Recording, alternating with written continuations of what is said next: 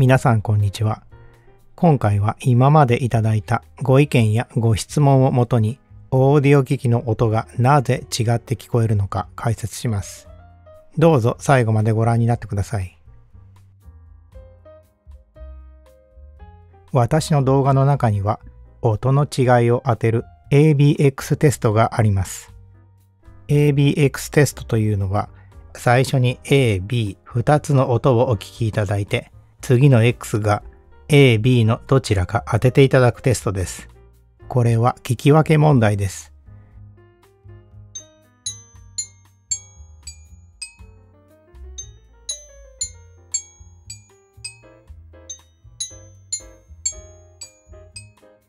A、B はどちらかが動画で取り上げた機器の音です。これを当てるのがチャレンジ問題です。問題は3曲ありますから答えは次のような書き方になります。この例では1曲目の X は A と同じ音で、機器の音は B が正解です。このテストは問題の数が少ないので、偶然当たる可能性が高いですから、全問正解しても聞き分けできたとは言えません。このテストで皆さんに体験してほしいことは、ブラインドで聞いた時の音の違いです。ブラインドで聞くと心理効果が入りません。心理効果というのは見た目が良くて値段が高くて世間の評判がいいものほどいい音に聞こえる効果です。心理効果に影響された表現の例に次があります。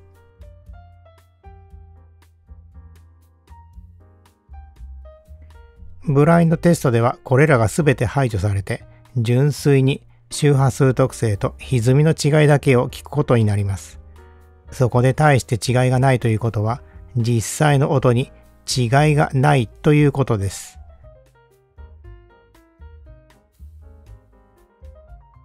音に違いがないのはテストのやり方がおかしいのではないかというご意見です。まず YouTube の音声はOPUS251 です。OPUS251 は聞き分けテストに十分使える音質です。再生環境は人それぞれです。小型のスピーカーやイヤホン、スマホのスピーカーで聞いている人がほとんどでしょう。この場合の結果が示すのは現実の結果です。音の違いは周波数特性と歪みの違いに過ぎません。この違いを聞き分けるために必要な再生デバイスのスペックはスマホとイヤホンで十分です。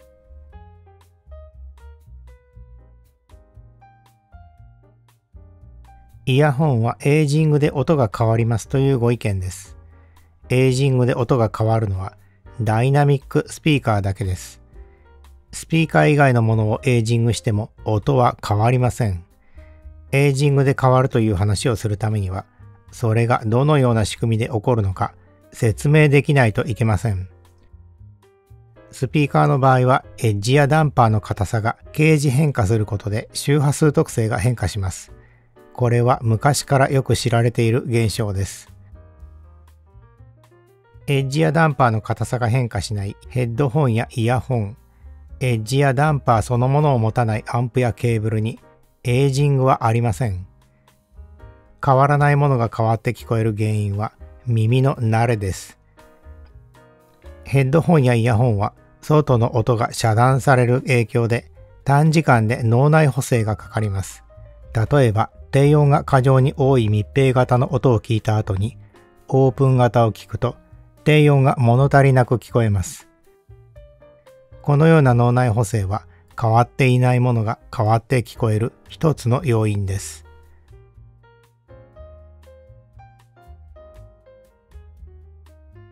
電源周りで音が変わると考えている方がまだ多いようです。電源周りというのはコンセントやプラグ、電源ケーブル、マイ電柱です。極正反転もあります。これらのものには音楽信号が通りません。通るのはコンセントの電気とノイズです。電源周りを変えて変わるのはこの電気とノイズです。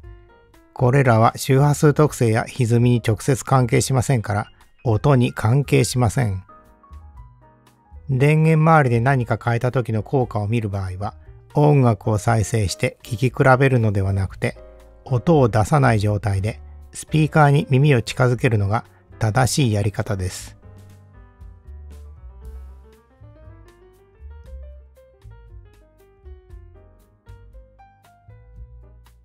原音再生は生の音を目の前に再現することではありません。オーディオ機器は基本的にレコードや CD に記録された情報を忠実に再現することを目標に作られています。この場合の原音というのは、レコードや CD に記録された情報です。原音再生は、レコードや CD に記録された情報を色付けなく再生することです。原音再生を忠実再生とも言います。現在、忠実再生の目標は、音の出口の手前まで達成されています。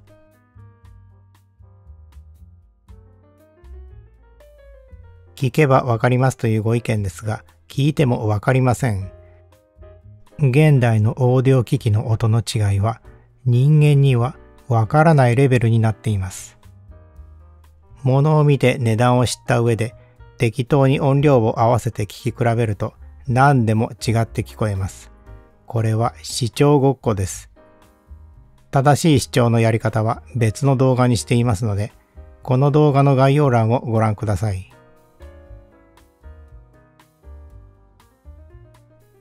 他にも様々なご意見をいただいています。一般的に上位のものに買い替えると音が良くなったように感じます。例えば値段が10倍するものに変えると明らかに音が変わったように感じます。ケーブルを太いものに変えると力強い音が出ているように感じます。振動やノイズ対策をすると SN 比が良くなったように感じます。これは昔から多くの人が実際に体験している事実です。問題は個人の体験に過ぎないこういったことを客観的な事実と一緒にしてしまうことです。客観的な事実というのは誰がやっても再現できる事実です。自分が感じたものが測定に現れない理由は、測定器が耳に劣るからではなくて、実際には何も変わっていないからです。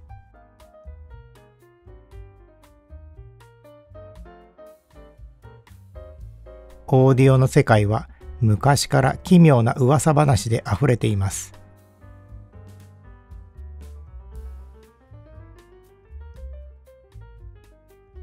これらのほとんどは誰かの個人的な印象や作り手の都合で作られたものです。電源ケーブルやマイ電柱で本当に音が変わるなら、周波数特性か歪みが聴覚限界より大きく変わらないといけません。そのデータがあれば信じることができますが、どこにもありません。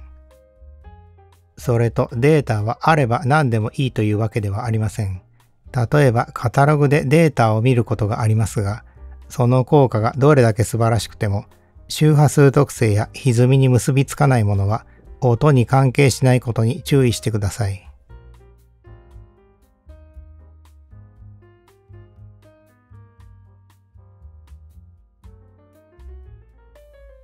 現在、忠実再生の目標は音の出口の手前まで達成されていて、音の違いは人間にはわからないレベルの違いになっています。音に違いがないからそのものに価値がないということではありません。無意味な過剰スペックや立派な見た目は付加価値やプラスの心理効果を与えます。例えば値段が10倍するものに変えると明らかに音が変わったように感じます。太いケーブルに変えると力強い音が出るように感じます。振動やノイズ対策をすれば SN 比が良くなったように感じます。強力な電源や機器の重量は音に余裕を感じさせます。このような心理効果は趣味のアイテムとしての価値です。心理効果は時間とともに薄れていきます。最後に残るのは物としての存在です。何を買うにせよ、音に違いがないことを知った上で、物の作りと値段に納得していれば後悔しないでしょう。ご視聴ありがとうございました。